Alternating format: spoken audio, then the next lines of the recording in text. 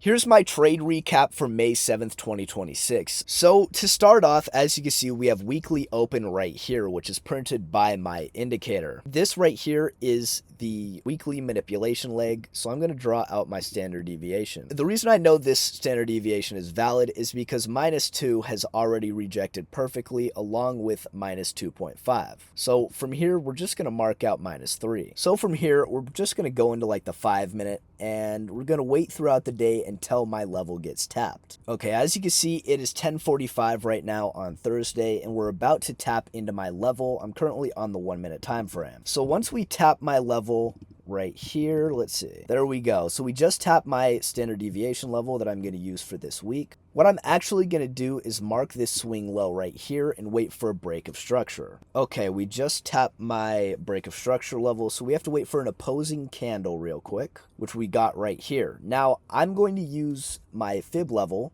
in order to take entry. So after we got break of structure, after tapping my standard deviation level, what we're going to do is we're going to pull out the fib and draw it on this leg. Now, from here, we're going to wait for one of these levels to be tapped, and then we're going to wait for a little bit of a higher time frame rejection block entry. Okay, we just broke the low, so we have to now adjust our little fib level here. As we can see, these three highs right here just made engineered liquidity, which is perfect for us to come up and sweep to create a higher time frame rejection block. I'm actually going to go up here on the 5-minute since I'm pretty sure that's where I took my entry. We're just going to wait for a little sweep of this level right here. Okay, so we just swept my level right here, so we're going to go into the 5-minute time frame and see if we create a rejection block. Okay, as you can see right here, we just made a bearish rejection block on the 5-minute time frame. It closed bearish, so it's already valid. I'm just going to grab my limit, and we're going to set that just below the CE of this candle.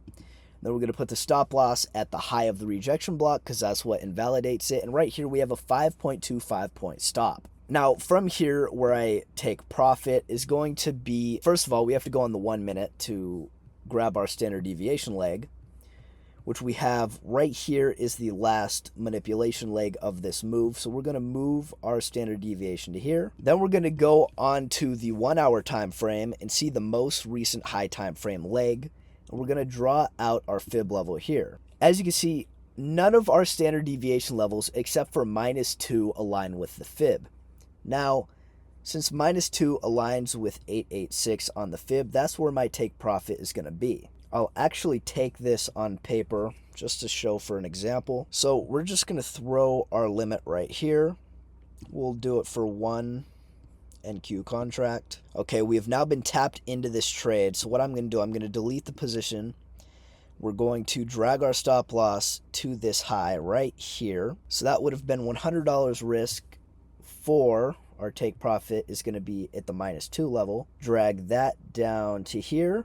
$100 risk for a $3,400 take profit. And now we're just going to let the candles do their thing. As you can see, we melt directly into my take profit. 34 RR trade. Bang. And that was my trade for Thursday. Honestly, it was pretty fucking simple. It was very, very easy day. Very predictable. I hope you guys enjoyed that. And that's going to be the end of the trade recap.